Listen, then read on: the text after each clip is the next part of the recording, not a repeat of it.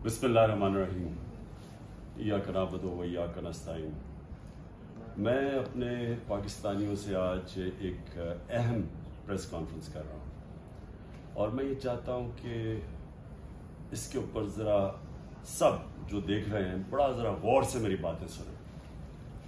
देखिए, एक बैरूनी साजिश के तहत हमारी गवर्नमेंट को हटाया गया और बैरूनी साजिश के साथ जो मुलव्विस थे, जिनको कोलैबोरेटर्स कहते हैं, वो लोग जिनको मैं मीर जाफर और मीर सादिक कहता हूँ, उन्होंने मिल के ये बैरूनी साजिश को कामयाब किया।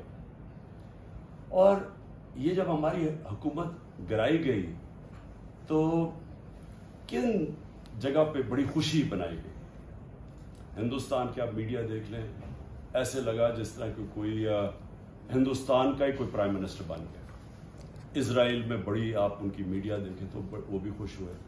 और मगरिबी मीडिया जो मुझे जानता है, हिंदुस्तान का मीडिया भी मुझे जानता है, उनके अंदर भी एक रजीम चेंज को किसी ने उठाया नहीं, क्योंकि वहाँ बड़ा बुरा समझा जाता है कि बाहर से बैठ के किसी एक जमहूरियत को गिराया जाए। तो आज वो आगे चल रही है वो साजिश, और मैं उस साजिश की आज पहले एक चीज से शुरू करता हूं। इस खौफनाक साजिश के अंदर एक प्लान बना हुआ है कि मुल्क की सबसे बड़ी पॉलिटिकल पार्टी को अपनी फौज के साथ लड़ा दिया जाए। यानी हमें और फौज को एक ऐसा पेश किया जाए कि हम एक दूसरे के कोई मुखालिफ हैं, और ये एक प्लान करके किया जा रहा है।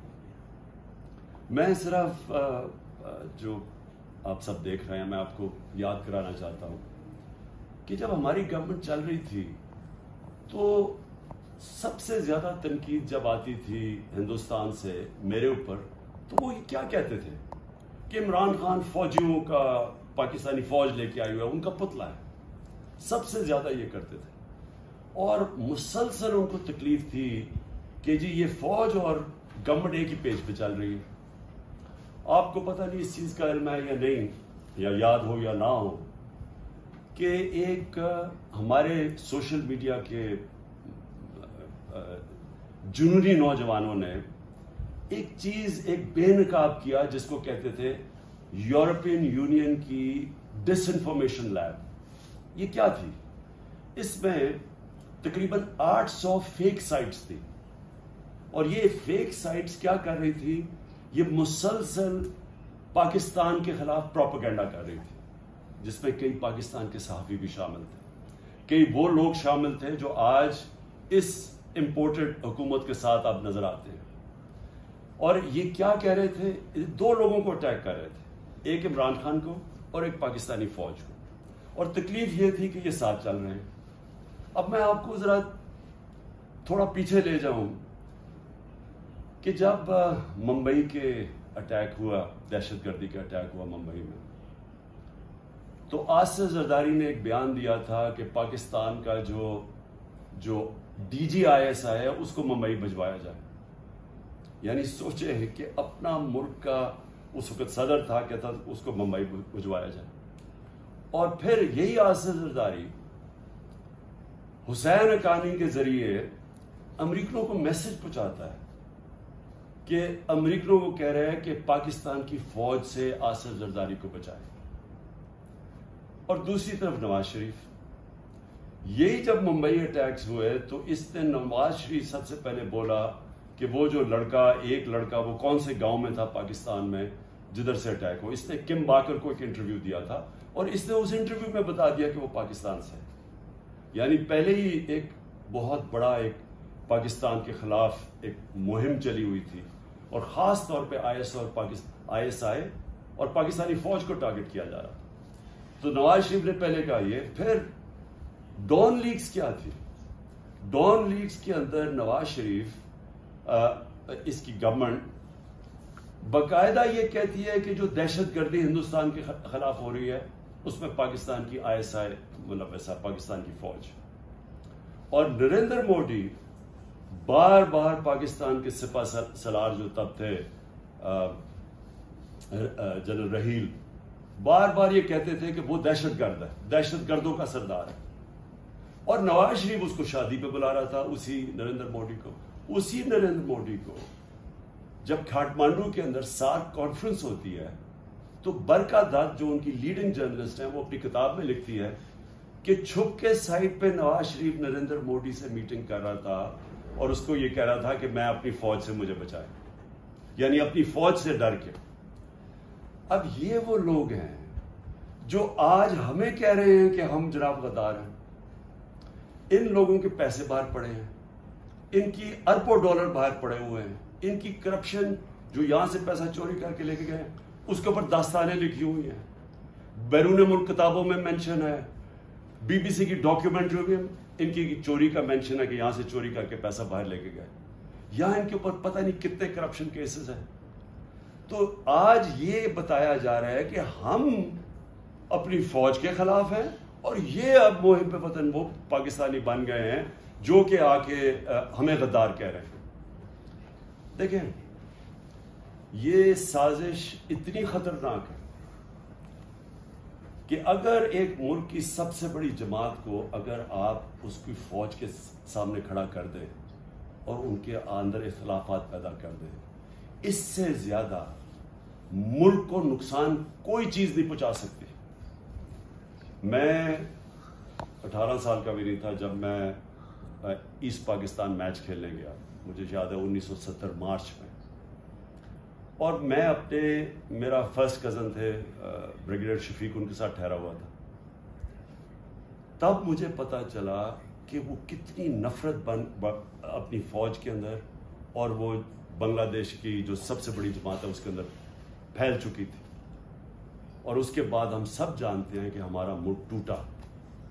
हमें पता है कि हमारा मुल्क जब आप एक सबसे बड़ी जमात और फौज के बीच में जो हुआ, ये पाकिस्तान की तारीख का सबसे अफसोसनाक वाकया कि हमारा मुल्क टूट गया। आज वही कोशिश की जा रही है। एक पार्टी है पाकिस्तान के अंदर जो पूरी फेडरल लेवल के ऊपर पार्टी है, सारे सूबों के अंदर पार्टी है, सबसे बड़ा वोट बैंक उस पार्टी का है।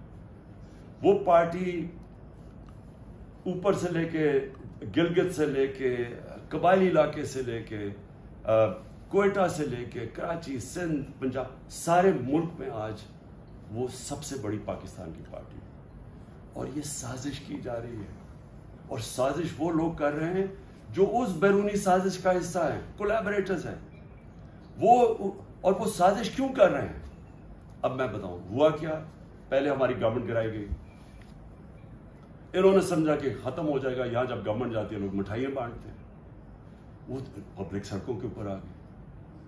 फिर हमने एक पुरअमन एहतजाज करना था 25 मई को, इन्होंने वो यानी अवाम के खिलाफ जो जुल्म किया है, यानी उसकी यानी कभी इस मुल्क की तारीख में ऐसी हरकतें नहीं हुई। 2-2, 3 बजे लोगों के घरों में जाके वहां औरतों ना चादर ना चार दीवारी की फिक्र, वहां इन्होंने दहशत फैलाई।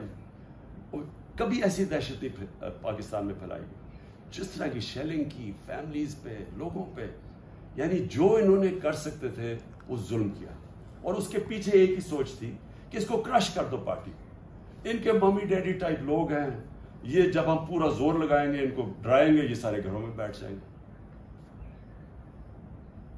उसके बाद आ गया बाय इलेक्शन कमीशन पूरी तरह इनके साथ मिली हुई, उसने हर हरबा इस्तेमाल किया उनको जिताने के लिए नून लीग को।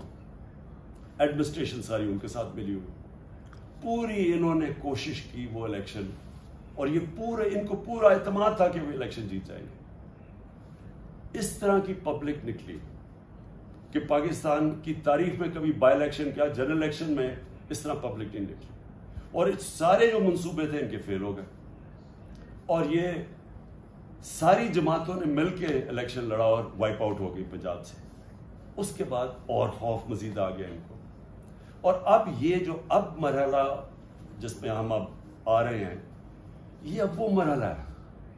अब ये क्या कोशिश कर रहे हैं, पहले तो ये जो सारा पूरी कैंपेन की हुई है कि किसी तरह हमारी और फौज के बीच में हमारी लड़ाई शुरू हो जाए। दूसरी चीज, कि इन्होंने अब पूरा प्लान बनाया हुआ है कि हमें पार्टी को तोड़ने का।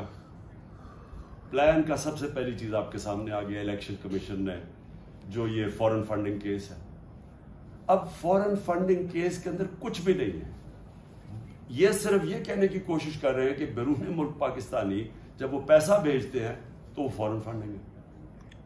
वो पार्टी जिसकी पाकिस्तान की तारीख में पहली दफा जिसने एक बाकायदा पॉलिटिकल फंड रेजिंग की है, जिसका कोई इस मुल्क के अंदर कोई ना कभी किसी ने पहले की, और ना ये वो पार्टीज जिनके सरबराहों को लोग करप्ट समझते हैं, वो कभी फंड रेजिंग नहीं कर सकते। तो वो पार्टी जिसने पॉलिटिकल फंड रेजिंग की, जिस पार्टी ने बाकायदा 40,000 डोनर्स के नाम दिए हुए 2012 में, 40,000 लोग, वो लोग खुद कॉल करके कहते हैं कि हाँ हम डोनर हैं।